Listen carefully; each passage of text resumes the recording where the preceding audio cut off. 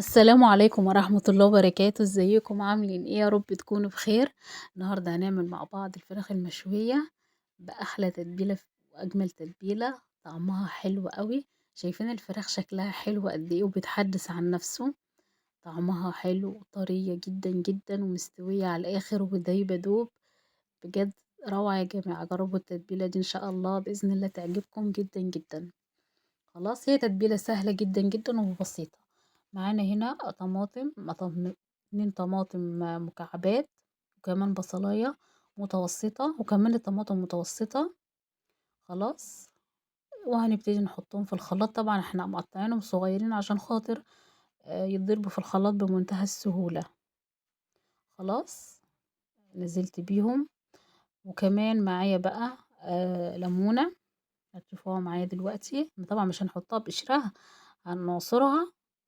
خلاص، وهنرمي القشر بتاعها زي ما انتوا شايفين كده، عصرناها. وهنحط بقى ملح، 2 معلقة من الملح صغيرين. طبعا الملح ده حسب الرغبة، بس التتبيلة دي لازم تكون فيها نسبة مالحة شوية. دي معلقة الأول كزبرة عشان ايه ما نتلخبطش. وهحط كمان معلقة فلفل اسود. عندك زعتر بقى حطي، عندك اي بقى تتبيلة.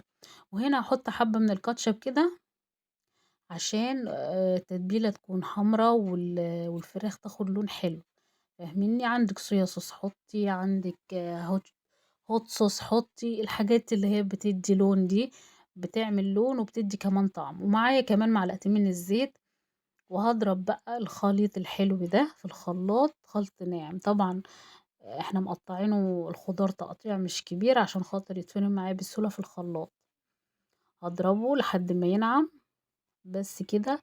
معايا حبة من التوم كده، يعني كام فص، مش عايزة تحطيهم براحتك ما تحطيهمش.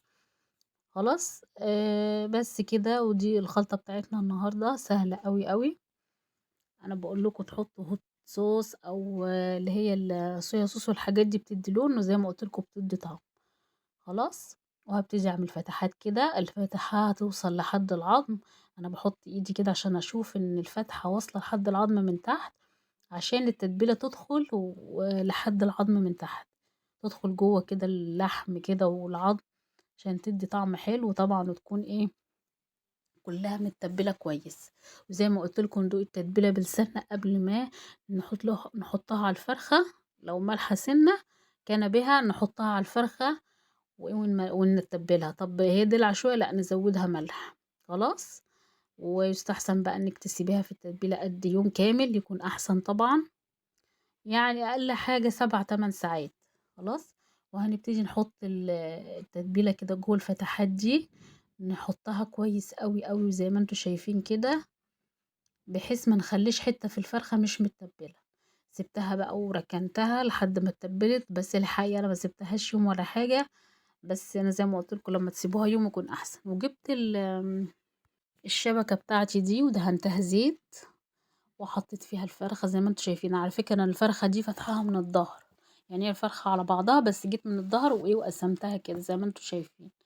وهبتدي ان انا ايه اقفل الشبكة عليها، هي ليها قفل كده بتتقفل.